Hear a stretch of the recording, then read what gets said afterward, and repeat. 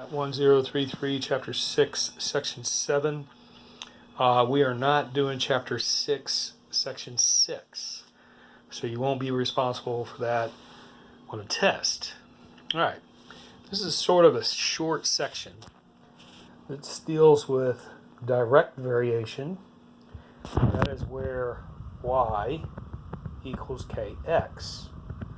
And k is the constant of variation. In all these problems, you've got to find k first, substitute it in, and then they're going to give you x or y. Another thing you've got to be prepared for is that in these problems, it's not always going to be x and y. It could be whatever they're talking about, and you'll see when we start to do these problems. Notice that in direct variation, if x were to go up, so does y.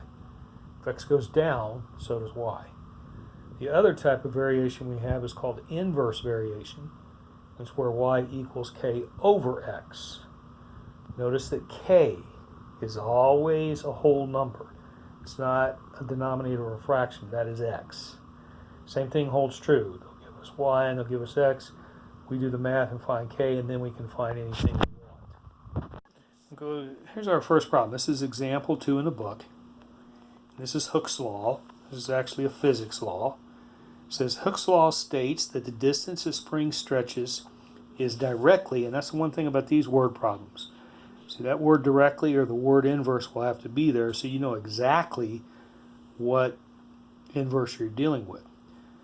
Is directly proportional to the weight attached to the spring. So what it's saying again is that the distance d is directly proportional to the weight of the spring. So if you see over here, that's the reason I wrote d equals kw. Distance directly proportional to the weight. If we read further, it says if a 40-pound weight attached to the spring stretches the spring 5 inches, find the distance that a 65-pound weight will do.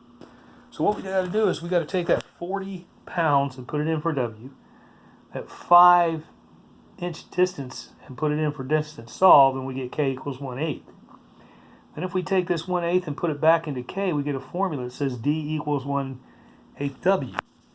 Well, in the second part of the problem, they said, okay, how far does the spring stretch if you use a 65-pound weight?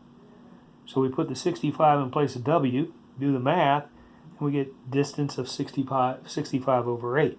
There's an inverse problem. This is Boyle's law, which is a chemistry and physics equation.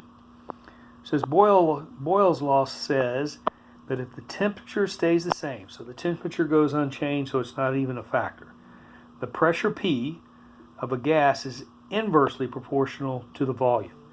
So you see how P is inversely proportional to the volume.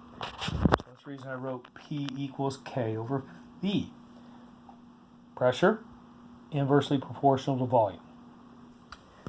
If we read it a little further, it says if a cylinder in a steam engine has a pressure of 960 kilopascals and the volume is 1.4 cubic meters.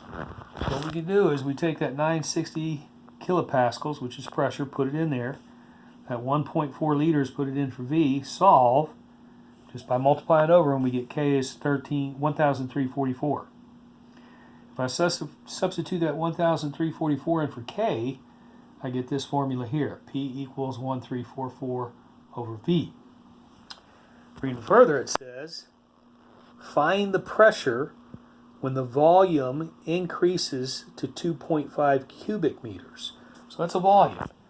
So we're going to put that 2.5 in place of V, do the math, and we get 537.6 kilopascals. The next example problem here is example 6. It says, suppose that y varies directly as the square of x. So what that means, y varies directly to the square of x. Y equals k x squared. It then says if y is 24 when x is 2, find the constant of variation and the equation. So what we're going to do is we're going to substitute 24 in for y, 2 in for x, but we've got to square it, so it's 4. Divide the 4 over, and we find out k is 6. So there's our constant of variation. Then all we got to do is take and substitute this back in, and we get the equation y equals 6x squared. Make sure you understand. You've got to know that direct variation is y equals kx. Inverse variation is y equals k divided by x.